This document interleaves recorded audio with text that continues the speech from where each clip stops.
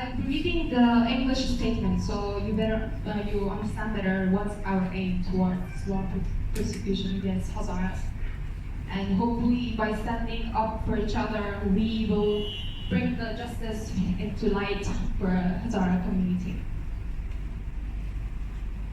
As Afghan refugees and asylum seekers living in Malaysia, we condemn the bloody, systematic, and deliberate attacks against the Hazaras, especially the recent bloody attack that took place in the College Educational Center in Bishtibashi district on 30th September 2022.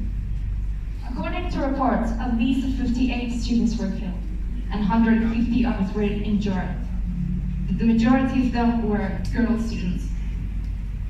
Here today, we gather to express our sympathy and solidarity to the victims of this human tragedy in order to announce a petition and provide justice to the Hazara community, especially for those affected by the attack on the College Educational Center. The bloody attacks against the Hazaras are considered a clear example of genocide.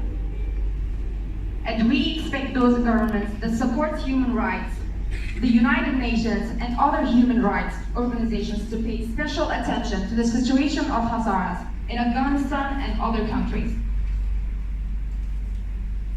According to the 1948 United Nations Genocide Convention, the targeting and systematic attacks against the Hazaras ethnic group in Afghanistan are a clear example of genocide as defined by international law, and we, therefore, expect the United Nations and the international community to recognize these attacks as a crime of genocide.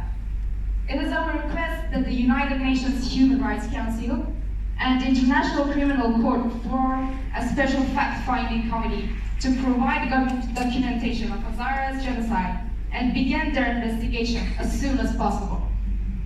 We would like the United Nations and the international community to exert more pressure on the Taliban to provide a basis for monitoring human rights in Afghanistan. Therefore, they may be held accountable for the lack of protection for Hazaras.